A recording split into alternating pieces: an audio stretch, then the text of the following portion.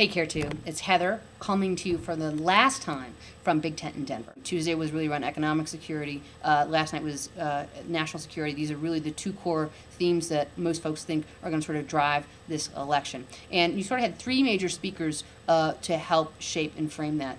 You had Senator John Kerry, President Bill Clinton, and of course Vice presidential nominee, Senator Joe Biden. And I want to sort of work backwards from that.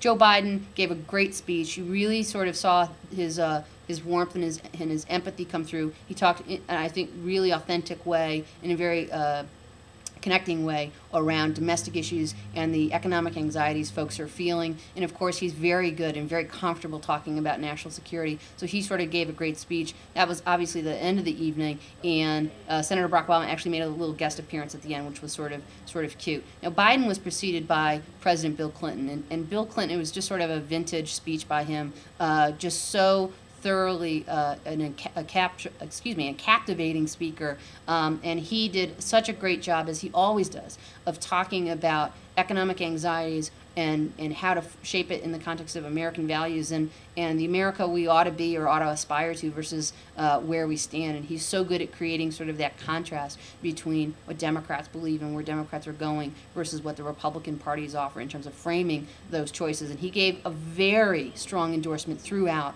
of Senator Obama, which was a really great moment. And the last one I want to bring up is Senator John Kerry, because it really leads into my second rant, 2 out of 4, second rant here at Big Tent. Senator John Kerry, gave a speech primarily on two fronts.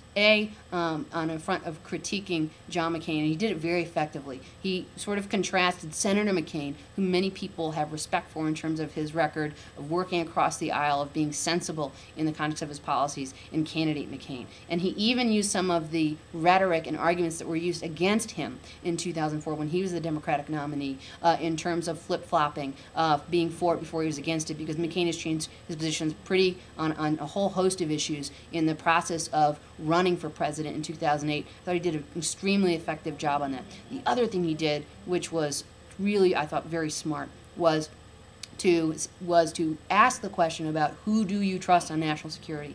And of course, he was weaving this in the context of his own experience on national security and Obama's, what he argued was Obama's correct judgment. And this is really going to turn on judgment. We've talked about this a little bit. That's going to be a theme throughout this fall campaign. And he did a great job of asking, who do you trust on national security? And the crowd kept answering, Barack Obama. It was a really, I thought, strong speech from Kerry, even though he started a little slowly, which really leads me to my rant. So I ranted a couple days ago about how the media's coverage of this, particularly the networks, has just been appalling, where rather than actually covering the speakers, they're using sort of the podium and the platform within the Pepsi Center as backdrop for them to have all their pundits talking and the Republican people who are coming in and doing their talking points. The other day it was Brian Schweitzer and Mitt Romney of Massachusetts. Well, guess what happens last night? Senator John Kerry, we just talked about, 2004 Democratic nominee. They're not covering him live. How can you not cover the 2004 Democratic nominee live? That's crazy. And I had several people I was talking to who watched it on the internet because the networks weren't covering it live. So what's it going to take for the mainstream media to actually show up to a convention and then cover the proceedings within, rather than a bunch of talking head stuff where 60 to 70% of what they say is going to be wrong anyway? Okay. Going zen now. All right, so let's talk about tonight. We're going to be at Mile High Stadium. As many people know, they're moving the program because they wanted to accommodate Coloradans and sort of the public. There was a lottery held. 80,000 people applied to get tickets. 35,000 tickets have been allocated for that, in addition to the 40,000 for the folks who already are attending the convention. And tonight's program, there are sort of a couple speakers of note. Number one, we're going to have Governor Bill Richardson of New Mexico, who of course ran for president as well this year. He's going to be speaking. It'll be interesting to sort of hear him. And of course, he, as a Latino, that's an important sort of voting bloc and constituency. He also is the governor of New Mexico, which is considered a swing state. The other governor speaking tonight is Governor Tim Kaine of Virginia, also considered a swing state, even though it has not voted voted Democrat in a presidential race since 1964. He's going to be speaking tonight. He was on the short list for vice president. That should be very interesting. We're also, of course, going to hear from Vice President Al Gore, and I'm really looking forward to that. I'm not really sure where he's going to go with it, if he's going to really sort of focus on climate change as a core issue of our time that needs to get addressed, and contrasting the Democrats and the Republicans on this issue, or talking about sort of broader issues, but that should be interesting. Gore, of course, is very popular now, recently won the Nobel Peace Prize. And the headliner of the evening, of course, will be Senator Barack Obama. And there's a lot of challenges, and frankly, there's a lot of pressure because he does have such a great reputation as an orator. And so it'll be interesting to sort of see that. Big Tent. What do we got going on with Big Tent? So we had a great interview this morning with Nancy Keenan, the president of NARAL Pro-Choice America, and really laid out, I think, the challenges and frankly threats to reproductive rights, not just in the context of abortion, but in this broader context of birth control and women having access to information about their health care.